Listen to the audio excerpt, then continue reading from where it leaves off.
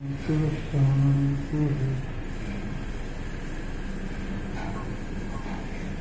मनुष्य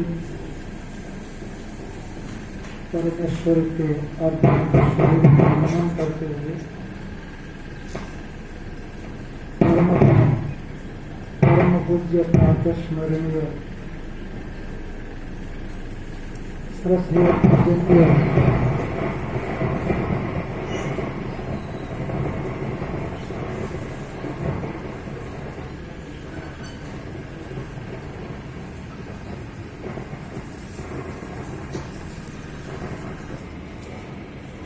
वैदिक सनातन संस्कृति से परिचय कराने के उद्देश्य से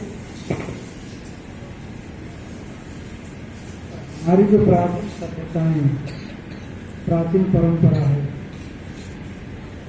उन परंपराओं को पुनरुज्जीवित करने के लिए हम लोगों को बताने के लिए कि हम लोग किस मूल परंपरा से है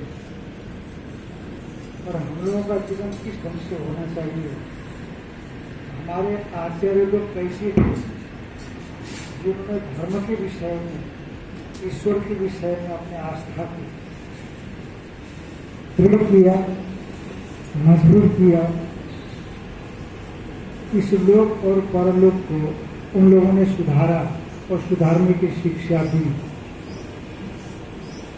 ये सब बातें हम लोगों को, क्योंकि हम भूलते चले जा रहे हैं अपनी परंपराओं को, तो हमें स्मृति दिलाने के लिए, याद दिलाने के लिए और हमें क्या करना चाहिए आगे, जीवन का उत्कर्ष क्या केवल धन संपत्ति अर्जित करना है या सेवा करना है, ये सब हम लोग को बताने के उद्देश्य से भगवान शंकराचार्य जी महाराज के 4 पीठों में से एक पीठ श्रृंगेरी पीठ है, श्रृंगेरी मठ।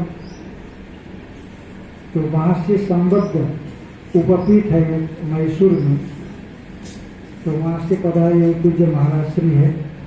इन्हीं उद्देश्यों को ध्यान में रखते हुए अभी 2 महीने से करीब प्रवास में है। जिस तरह से आप लोगों को याद होगा, मध्य प्रदेश सरकार ने एकात्म यात्रा निकाली थी, तो उसमें भगवान शंकराचार्य जी महाराज के विषय में, उनकी जीवनी, उनका चरित्र, उनके सिद्धांत, उनके आदर्शों को जन जन तक पहुंचाना था। तो हम लोगों ने करीब पूरे मध्य प्रदेश में घूम करके उनके आदर्शों को सुना भी, समझा भी, प्रचार प्रसार भी किया।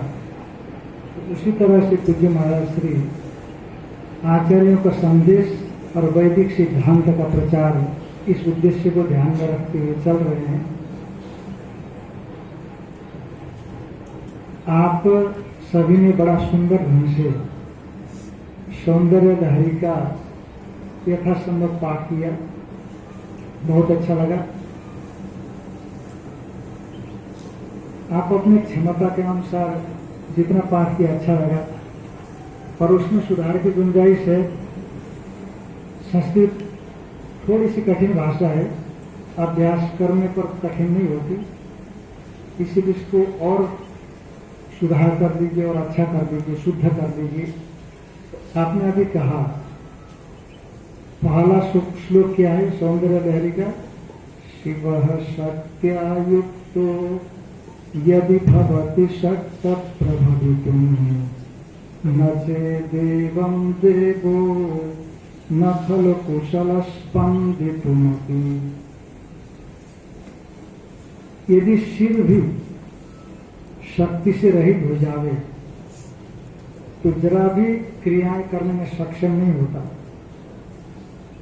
तो इसीलिए जब शिव परमेश्वर शक्ति से विशिष्ट होता है तब ये संसार को बनाता है। हमारा वेदांत सिद्धांत भी यही कहता है, माया से विशिष्ट चैतन्य इस जगत को बनाने वाला है। वह पहले आकाश को बनाता है, बड़ा सूक्ष्म आकाश होता है, इत्यादि इत्यादि, धरती तक आता है, फिर मिलाता है, बनाता है, इत्यादि इत्यादि। तो वही चीजें यहाँ पर भी कही जा रही है तो अपने यहाँ एक परमेश्वर है। आप लोग सभी ध्यान से अपने दिमाग में रख लेना, हम लोग अनेकेश्वरवादी नहीं है, एक ईश्वर हमारा है और वही परमेश्वर आपकी भावनाओं के अनुसार अनेक रूपों में आया है। अनेक रूप रूपाय विष्णवे प्रभ विष्णवे, विष्णु सहस्रनाम का पाठ करते होंगे। तो एक ही भगवान विष्णु, विष्णु का मतलब है व्यापक परमेश्वर, वो अनेक रूपों में हमारे सामने में आता है। हम लोगों की चाह को ध्यान में रखते हुए कभी हमें कृष्ण का रूप अच्छा लगता है तो कृष्ण बन करके आता है, कभी राम का रूप अच्छा लगता है तो राम बन करके आता है। तो वो जो एक परमेश्वर अनेक रूपों में आता है, जैसे उदाहरण के लिए जब आप ये धोती पहन करके किसी कर्मकांड में जाते हो तो लोग पंडित जी कहते हैं, और जब पूजा करते हो मंदिर में तो लोग क्या कहेंगे? पुजारी कहेंगे। यदि रसोई में जाकर के काम कर रहे हो तो रसोईया कहेंगे। आप एक ही हो, परंतु आपके क्रियाओं के अनुसार आपको अलग अलग नामों से पुकारा जाता है। तो उसी तरह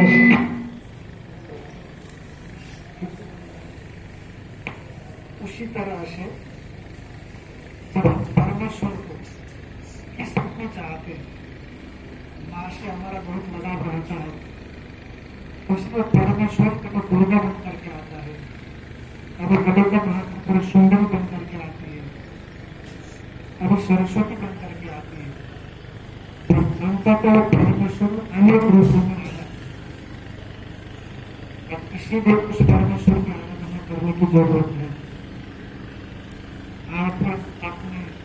आप ध्यान को अपना पठन पालन को यथासंभव चालू रखते हुए और साथ साथ मुझे साथ व्रत ब्रह्मचारी बोलते।